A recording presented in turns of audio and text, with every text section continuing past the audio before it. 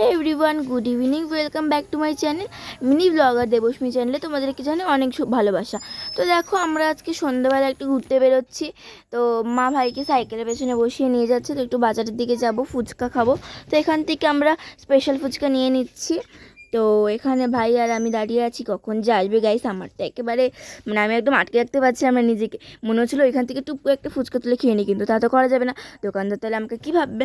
তো অনেকক্ষণ পর্যন্ত আমি ওয়েট করে রেখেছি গাইস, আমি কিন্তু আর নিতে পারছিলাম না। কি ইয়াম্মি দেখতে লাগছিলো বল, এরকম ইয়াম্মি ফুচকা যদি সামনে থাকে কার না খেতে ইচ্ছে করে। আমার তো জাস্ট গাইস জিভে একদম জল এসে কী করবো। তো তারপরে জঙ্গল নিয়ে মা ফুচকাটা সামনে দিল, কী যে হচ্ছিলো, টুক করে একটা মুখে তুলে তাড়াতাড়ি নিয়ে নিলাম। তো নেওয়ার পর এই যে আরেকটা দিচ্ছে। তো এখানে হচ্ছে গিয়ে ভাই আমি মা ফুচকা খেতে লাগলাম। ফুচকাটা কিন্তু সেই টেস্টি খেতে হয়েছিল। তো তোমরা একবার খেয়ে দেখো এখান থেকে ফুচকা। তো এখানে ভাই খাবে না, বললো ভাই ঝাল লেগেছে। আমি টুপ করে বলতে দেরি আছে কিন্তু নিতে দেরি নেই, এরকম একটা ব্যাপার।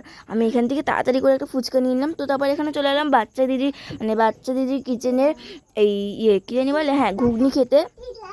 তো এক তো ঘুগনিটাও ইয়ামি হয়েছিল। কিন্তু তার আগে আরেকটা কথা বলে রাখি, আমার একটু ভুল হয়ে গেছে, কারণ অনেক দিন পর কিন্তু আমি ভিডিও ছাড়ছি। তো এবার থেকে কিন্তু কন্টিনিউ আমি এবার ব্লগ ছাড়বো।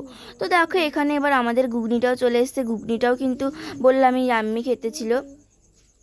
তো চলো এবার আমি এখানে ঘুগনিটা খাই, আর এখানে ভাইকেও ঘুগনিটা আমি খাইয়ে দিচ্ছি, মাও খাবে এখান থেকে ঘুগনিটা।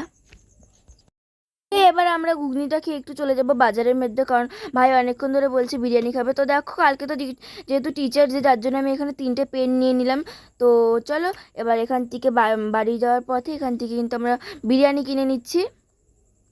তো বিরিয়ানি কিনে নেওয়ার পর তো বন্ধুরা আজকের জন্য টাটা। যদি আমার ভিডিওটা ভালো লাগে তাহলে প্লিজ একটা লাইক কমেন্ট সাবস্ক্রাইব করো। Thank you for watching, by.